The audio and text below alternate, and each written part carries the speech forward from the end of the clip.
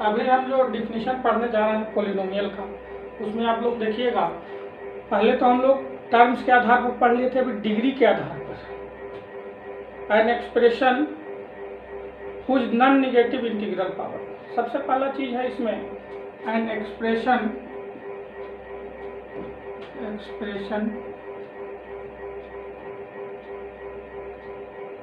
Whose non negative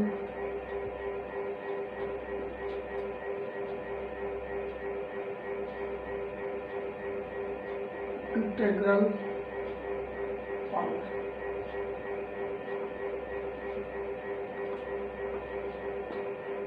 An expression whose non-negative integral power is called polynomial.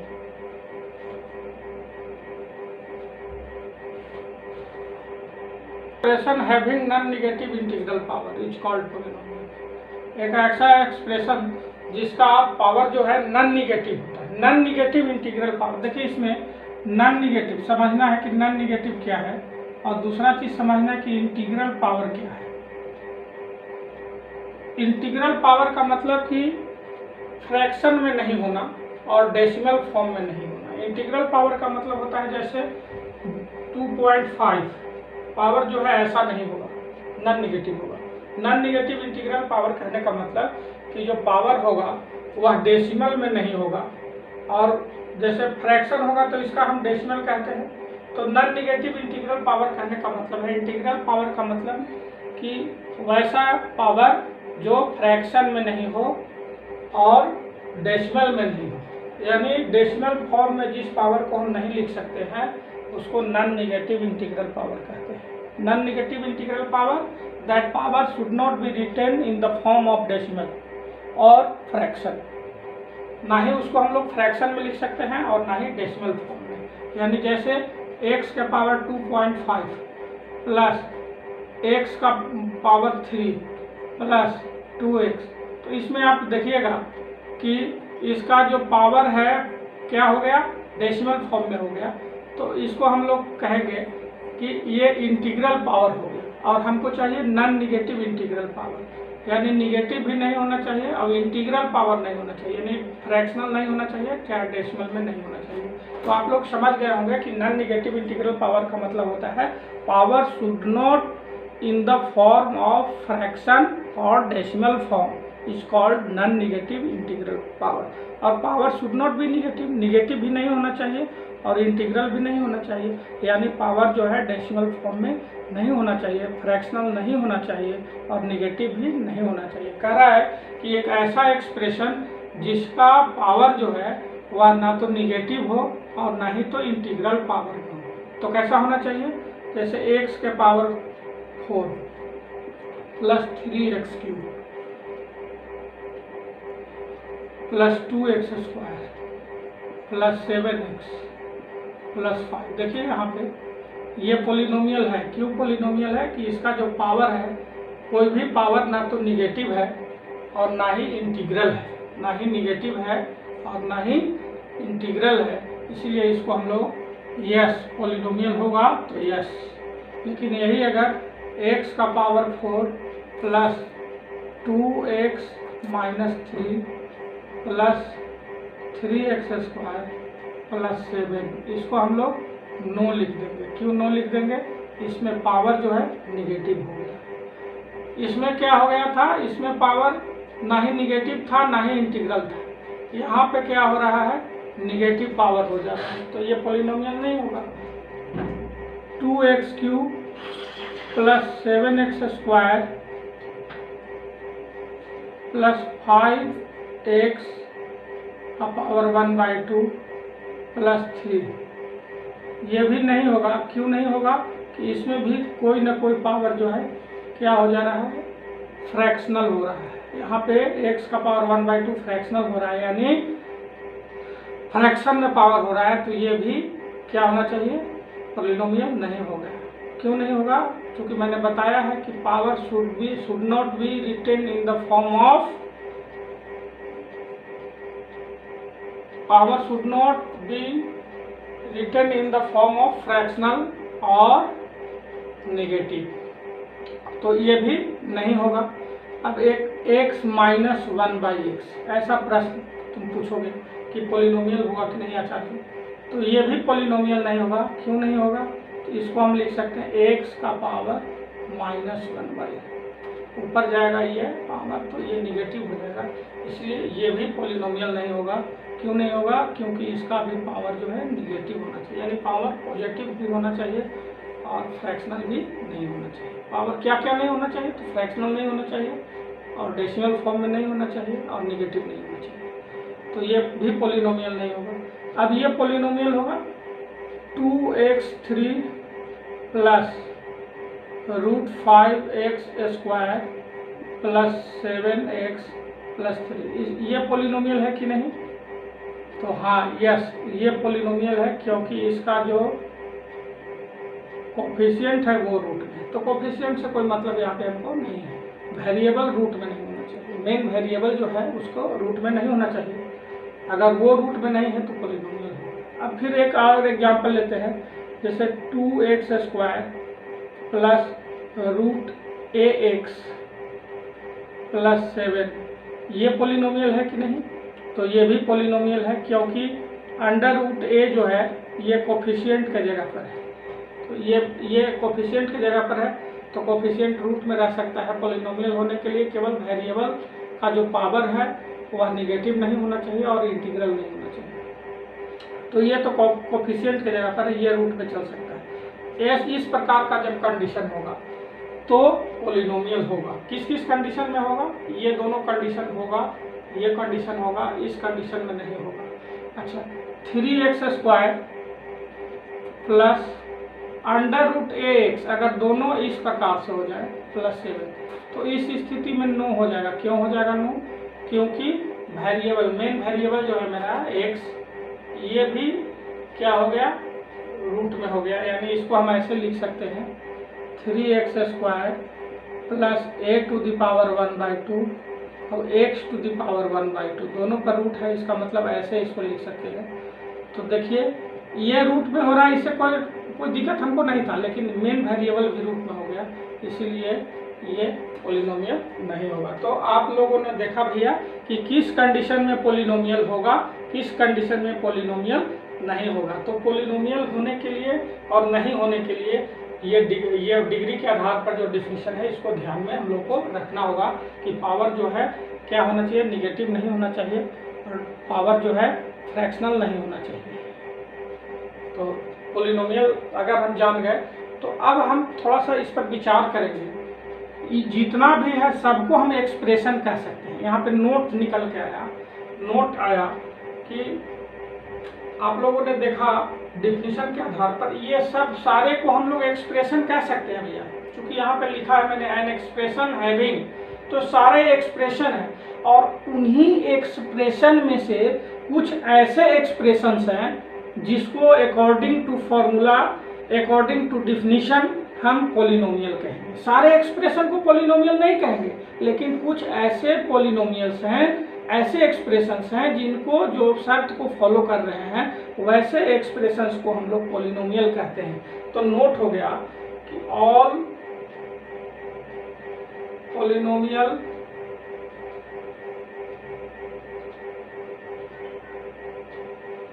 Can be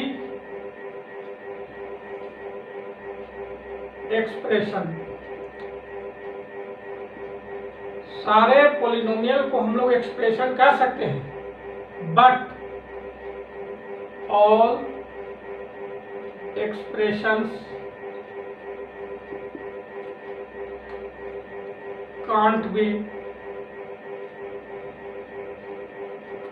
all expression can't be polynomial. कह रहा है कि सारे expression को हम लोग, सारे पोलिनोमियल को हम लोग एक्सप्रेशन कह सकते हैं, लेकिन सारा एक्सप्रेशन जो है वो पोलिनोमियल, देखिए जो सारा एक्सप्रेशन है, सारा एक्सप्रेशन को हम लोग पोलिनोमियल नहीं कह सकते हैं, लेकिन जितने भी पोलिनोमियल्स हैं इसमें, यहाँ है, यहाँ है, यहाँ है, ये तीनों को हम लोग एक्सप्रेशन भी कह सकते हैं। तो डिफिनीशन के आधार पर एक तथ्य आया, आपसे कोई पूछ सकता है, कॉम्पिटिटिव एग्जाम में आता भी है कि पॉलिनोमियल्स और एक्सप्रेशन में क्या अंतर है। तो सारे पॉलिनोमियल्स को हम लोग एक्सप्रेशन कह सकते हैं, लेकिन सारे एक्सप्रेशंस को हम लोग पॉलिनोमियल नहीं कर सकते हैं। This is the difference between polynomials and expression. एक बार ध्यान से देख लीजिए, सारे पॉलिनोमियल जो है उसको हम लोग एक्सप्रेशन कह सकते हैं, लेकिन सारे एक्सप्रेशंस को हम लोग पॉलिनोमियल नहीं कह सकते हैं। जैसे एक पॉलिनोमियल का एग्जांपल लेते हैं, 3x² + 5x + 7, ये पॉलिनोमियल है। इसको हम लोग एक्सप्रेशन भी कह सकते हैं, इसको पॉलिनोमियल भी कह सकते हैं, और पॉलिनोमियल है तो ये एक्सप्रेशन भी होगा। लेकिन 3x² + 5x⁻⁻1 + 7, देखिए यहाँ पे ये केवल एक्सप्रेशन है, इसको हम लोग पॉलिनोमियल नहीं कह सकते हैं। क्यों नहीं? क्योंकि इसका जो पावर है निगेटिव आ जाएगा। तो जो पॉलिनोमियल है वह एक्सप्रेशन भी है, लेकिन जो एक्सप्रेशन है वह पॉलिनोमियल नहीं हो सकता है। कोई जरूरी नहीं है कि जितने एक्सप्रेशन है सारे पॉलिनोमियल हो जाए, लेकिन सारे पॉलिनोमियल एक्सप्रेशन हो जाएंगे ये तय है। तो this is the difference between polynomial and expression. अब टाइप ऑफ पॉलिनोमियल हम लोग देखेंगे कि पॉलिनोमियल का टाइप कितना होगा। तो एक्सप्रेशन में हम लोग देखें मोनोमियल, बाइनोमियल, ट्राइनोमियल, पॉलिनोमियल, ये सब देख लिए हैं। अभी हम लोग थोड़ा सा टाइप तो पहले ही देख लिए हैं, थोड़ा सा एक चीज़ और देख लेंगे। एक होता है कांस्टेंट पॉलिनोमियल और एक zero polynomial. Degree of polynomial तो हम लोग देख ही लिए हैं कि हाईएस्ट पावर जो होगा वही डिग्री होगा। अब एक कांस्टेंट पॉलिनोमियल होता है, कांस्टेंट पॉलिनोमियल। कांस्टेंट पॉलिनोमियल क्या होता है?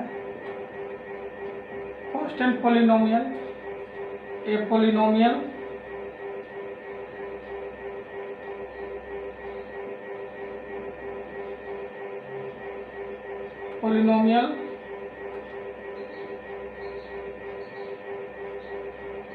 कांस्टेंट पॉलिनोमियल में होता है कि जिस पॉलिनोमियल का डिग्री 0 हो जाए, जिस पॉलिनोमियल का डिग्री 0 हो जाए उसको हम लोग कांस्टेंट पॉलिनोमियल, जैसे कांस्टेंट टर्म पढ़े हैं उसी को हम लोग कांस्टेंट पॉलिनोमियल कहते हैं। उसमें छुपा हुआ रहता है polynomial having degree 0, a polynomial having degree 0, a polynomial of degree 0, a polynomial having degree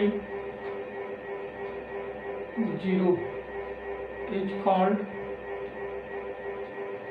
constant polynomial. पहले वीडियो में हम लोग मोनोमियल, बाइनोमियल, ट्राइनोमियल एक्सप्रेशन में हम लोग पढ़ लिए थे, तो वही डिफिनीशन है पॉलिनोमियल में भी। एक टर्म्स होगा तो मोनोमियल होगा, 2 टर्म्स होगा बाइनोमियल होगा, 3 टर्म्स होगा ट्राइनोमियल होगा, 4 टर्म्स होगा क्वाड्रोनोमियल होगा। अब एक से अधिक टर्म हो गया तो उसको हम लोग पॉलिनोमियल भी कहेंगे। तो डिफिनीशन हम लोग पढ़ लिए हैं। छूट रहा था कांस्टेंट पॉलिनोमियल। कांस्टेंट पॉलिनोमियल क्या है? तो ये पॉलिनोमियल हैविंग डिग्री 0, एक ऐसा पॉलिनोमियल जिसका डिग्री क्या हो? 0 हो। जैसे -2, देखिएगा इसमें -2 को हम -2 × 1 लिख सकते हैं, और -2 × 1 को हम लिखते हैं गुना, या ऐसे भी लिख सकते हैं 1 के जगह पर x⁻0। यानी देखिए इसमें वेरिएबल छुपा हुआ था जिसका डिग्री कितना हो गया? 0 हो गया। तो वैसा पॉलिनोमियल जिसका डिग्री क्या हो? 0 हो, उसको हम लोग कांस्टेंट, जैसे √5, तो √5 को √5 × 1 भी लिख सकते हैं, और √5 1 के जगह पर y का पावर 0 लिखेंगे, क्योंकि हम लोग जानते हैं 1 = y⁻0 लिख सकते हैं, या x⁻0 लिख सकते हैं। तो यहाँ डिग्री क्या हो गया? 0 हो गया। तो कांस्टेंट पॉलिनोमियल में डिग्री छुपा हुआ रहता है। एक होता है जीरो पॉलिनोमियल। जीरो पॉलिनोमियल क्या है? तो जीरो को ही जीरो पॉलिनोमियल कहते हैं, अलग से कोई नहीं होता है। A polynomial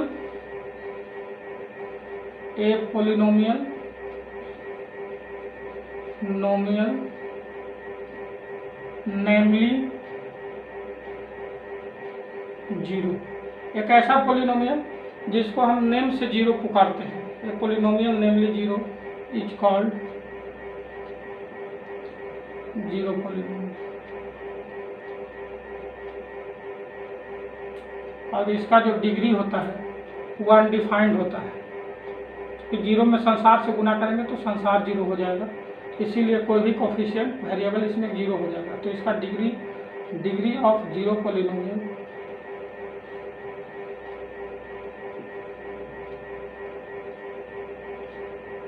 is undefined.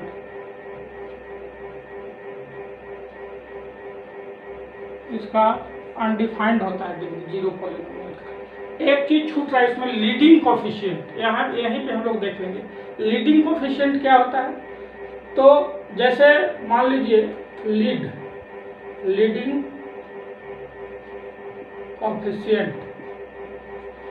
Coefficient क्या होता है।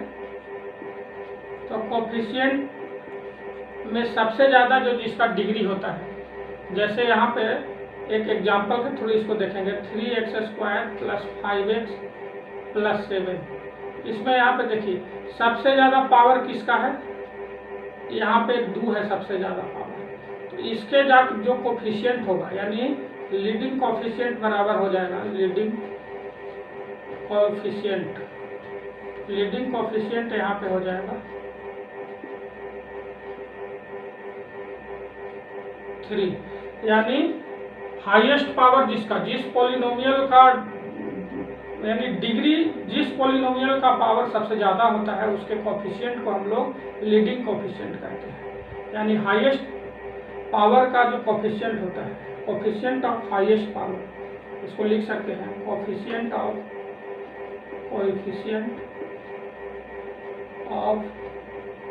हाईएस्ट पावर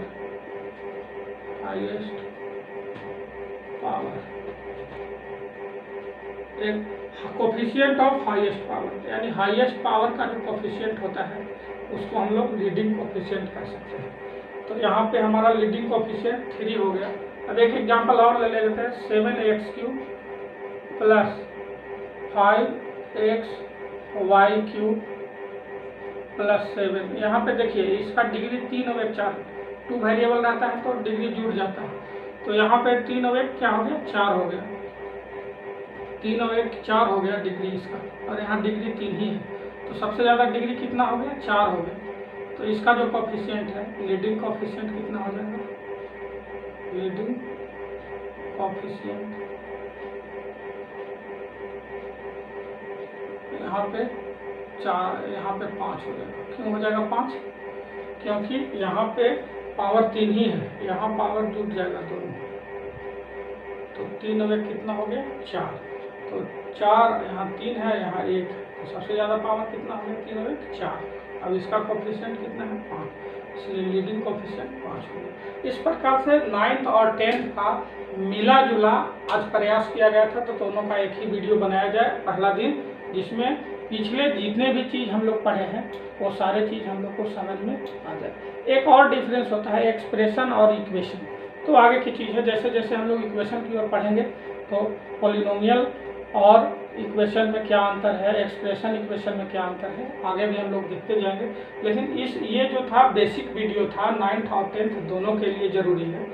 और 9th में क्या पढ़ना है, 9th में लीनियर पॉलिनोमियल पढ़ना है, और 10th में वही क्वाड्रेटिक पॉलिनोमियल हो जाता है। तो 9th का और 10th का आज कंबाइंड वीडियो बनाया गया है। That's all.